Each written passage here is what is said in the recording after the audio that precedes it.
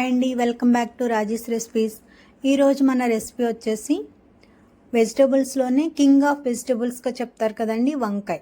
గుత్తి వంకాయ కూర ఎలా చేసినా కూడా చాలా బాగుంటుంది. బట్ గుత్తి వంకాయని పచ్చిమిర్చి కారంతో చేస్తే దాని రుచి అద్భుతంగా ఉంటుందండి. ఈరోజు నేను మీకు పచ్చిమిర్చి కారంతో గుత్తి వంకాయ ఎలా చేయాలో చూపిస్తున్నాను. వీడియోలోకి వెళ్లే ముందు మన ఛానల్ ఎవరైనా ఫస్ట్ టైం చూస్తున్నట్లయితే ఛానల్ని లైక్ చేయండి మరియు సబ్స్క్రైబ్ చేయండి. పక్కనే ఉన్న బెల్ ఐకాన్ని ప్రెస్ చేయండి. నోటిఫికేషన్స్ అనేవి మీకు వస్తాయి. సో రెసిపీని స్టార్ట్ చేద్దామా అండి.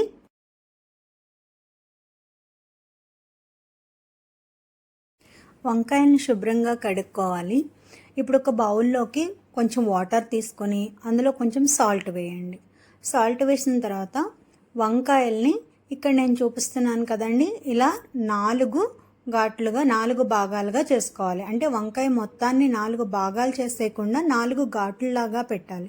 పెట్టి వంకాయను ఒకసారి చెక్ చేసుకోండి. అంటే అన్నీ బాగానే ఉన్నాయా, అంటే వంకాయలు ఎక్కువగా పురుగులు ఉంటాయి కదండి. సో అవి అన్నీ చెక్ చేసుకోండి. అన్ని వంకాయల్ని కూడా ఇలాగా 4 ఘాట్లుగా పెట్టి వాటర్లో వేసుకోండి.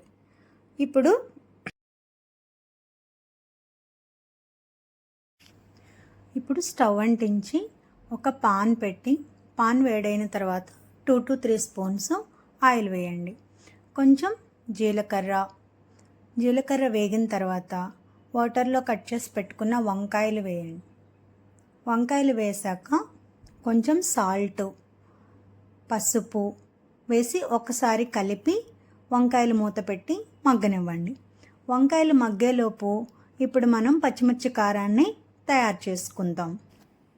పచ్చిమిర్చి కారం తయారు చేయడం కోసం ఇక్కడ నేను కాజు ఒక 4-5, పచ్చిమిర్చి మీరు తినే కారానికి తగినట్టుగా, పచ్చిమిర్చి కారం ఎక్కువ ఉంది అంటే ఎక్కువ, కొంచెం తక్కువ తీసుకుంటాము. కారం తక్కువ ఉంది అంటే కొంచెం ఎక్కువ. 2 మీడియం సైజు ఉల్లిపాయలు, కొంచెం కొత్తిమీర, కొంచెం పుదీనా, గసగసాలు, కొంచెం పచ్చి కొబ్బరి, వీటన్నింటినీ ఒక మిక్సీ జార్లోకి తీసుకోండి. వీటితో పాటుగా ఒక చిన్న అల్లం ముక్క కూడా వేసి మెత్తని పేస్ట్ చేసుకోవాలి. ఇక్కడ నేను చూపిస్తున్నాను చూడండి, మరీ మెత్తగా కాకుండా కొంచెం ఇలా పేస్ట్ రెడీ చేసి పెట్టుకోవాలి.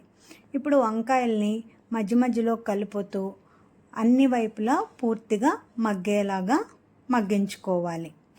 ఇక్కడ చూడండి, వంకాయలు బాగా మగ్గిపోయాయి కదండి, అన్ని వైపులా బాగా వేగాయి. ఇప్పుడు మనం ఆల్రెడీ ప్రిపేర్ చేసుకున్న పచ్చిమిర్చి కారం పేస్ట్ ఉంది కదండి, ఆ పేస్ట్ వేసి జాగ్రత్తగా వంకాయలు విడిపోకుండా మెల్లగా కలిపి ఈ పేస్ట్ పచ్చివాసన పోయే వరకు వేయించాలి. చూడండి, పచ్చిమిర్చి కారం కూడా బాగా వేగిపోయింది. ఈ కారం అంతా కూడా వంకాయలకి బాగా పట్టుకుంది, ఆయిల్ కూడా పైకి తేలుతుంది.